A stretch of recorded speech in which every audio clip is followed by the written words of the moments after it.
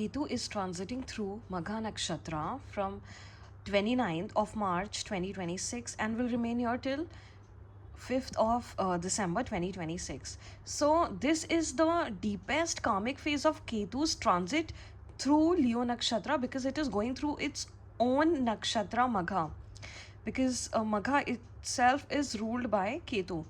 All right, now Ketu, as we all know, it symbolizes karmic release, detachment, spiritual growth, and inner wisdom. It helps you release old emotional patterns, subconscious conditioning, and attachments that have completed their purpose, because Ketu is something that we have already mastered in our past lives. So it is something that's coming with us from the past to the present, and now it is making us learn the lesson of detachment. And it also helps strengthens intuition, self reflection, and connecting with your true self, with your higher self, right? And Magha symbolizes is connected with ancestors, your lineage, authority, your inherited karma, your roots, and soul wisdom. So for you, Virgo, this transit is activating your 12th house, which is connected with long distance, foreign lands, sleep, dreams, subconscious, hospitals, ashrams, rehabilitation centers, jails, isolation, anything that is away from the society, and charities, and moksha, liberation, and spirituality and meditation, right? So it is a house of, and also loss. So it is the house of endings that prepares you for a new beginning and encourages deep emotional and spiritual healing, right? So, first of all, the challenges that you may face at this point is that uh, old memories and subconscious emotions may surface at this point, and that is resurfacing for healing. And how would that surface? Because see, Rahu is also transiting through your 6th house. Now I have already made a series on the Rahu transit through all the nakshatras in 2026. You can find that in my playlist for every sign. And obviously Ketu is also aspecting Rahu, the 6th house. So you will find yourself getting into such situations which has happened in the past, and again it is happening, which will just surface old memories for you, which is only coming up so that it can be healed, and then you can move forward, right? And because 12th house is also connected with your sleeps, and then there can be some changes in your sleep routine, your sleep patterns, and you can even get vivid dreams at this point. And see, even dreams, start keeping a dream journal, because even dreams actually try to tell us a lot about our subconscious pattern, something that has not come up in our conscious mind, something that we are trying to even avoid. Like, when we are, see, avoiding something is also 12th house. When escapism is also 12th house. So when there is something that you need to deal with, but you're choosing not to deal with it, you're choosing not to consciously deal with it, then it's still in your subconscious. So the such things also sometimes come up in your dreams, so that it can be healed. So you can maintain a dream journal and write down everything that comes up next day, and either approach a guide. See, because 12th house is also connected with spiritual figures, ashrams, retreats. So you may visit certain places. You may also come across people connected to these this field of spirituality, who can help you, who can guide you for your life, about your life direction, about your life choices, about your conscious and unconscious and subconscious patterns. So then that can also be very beneficial for you. And try doing regular meditation and some kind of spiritual work, or participating in some kind of workshop, retreat workshop, or yoga, anything that is more spiritual in nature, or visiting such places, or In fact, even giving service to people, that would be beneficial for you. And see, there is a very tiny difference between escapism and solitude.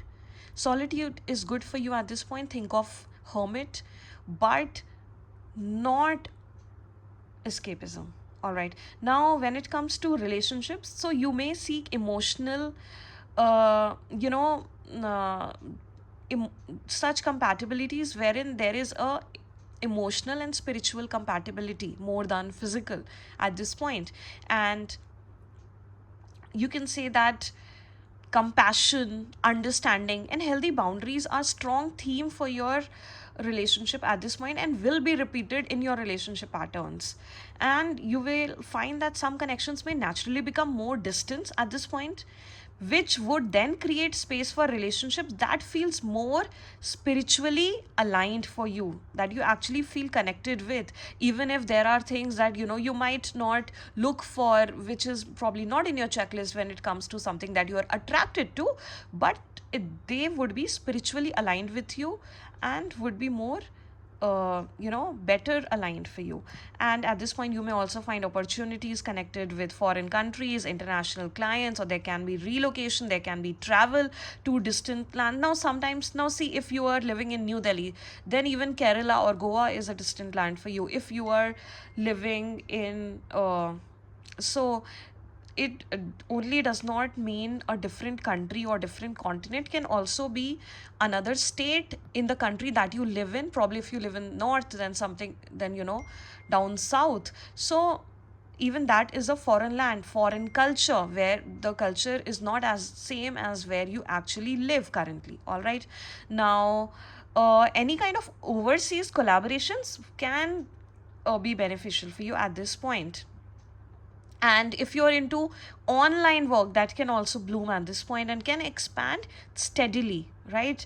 And any kind of global business as well. And this is also an excellent time period for researchers, writers. If you are a fantasy writer, if you are some kind of imagination is coming into play, because that is also connected with 12th house. Or for consultants or psychologists, astrologers, yoga teachers, healers, spiritual guides, therapists, and holistic wellness professionals. So there can be like significant recognition in the future gradually for you, if you are in or you can actually, even at this point, even if you're not connected with this before, you may find yourself getting connected or involved in such work at this point. So that can also happen.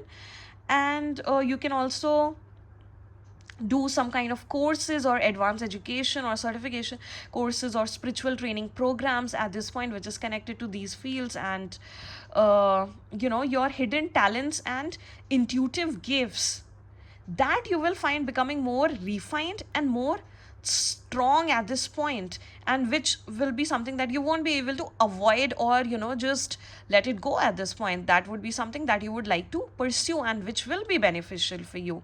And you will find that you come across hidden blessings, support that may uh, unexpectedly arrive through some kind of divine timing, divine intervention, some kind of charitable work or mentorship, or some mentors or some guiding figures. So at this point, see, any kind of selfless work, something that you are spiritually aligned with. Ketu, see, Rahu is materialistic in nature. Rahu is always going after some kind of agenda. Ketu is not. Ketu blesses you when you are doing things selflessly, when you're doing things which you are soulfully connected with, spiritually connected with, which holds meaning for you, which is significant for you, with goodwill, then you are blessed, right?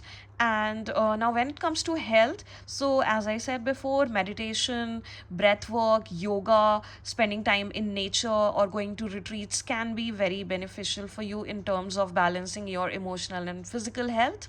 All right, and nourishing diet instead of very heavy diet will be good for you. And try to engage in regular relaxation practices, which will help you maintain your energy levels, balance your energy levels, and prioritize quality sleep and emotional rest. So see, this transit Virgo is helping you release, come to terms with the past, release the past, deepen your intuition, your psychic powers, your hidden blessings, your hidden gifts, your inner wisdom, and embrace spiritual growth. So opportunities will arrive through, the through unexpectedly, through healing, or meaningful service work, or foreign connections, or guiding figures, or learning something. And by the end of this transit, you may feel more intuitive, peaceful, more aligned with your true purpose, more healed. So take this transit positively, Virgo. It will be very beneficial for you.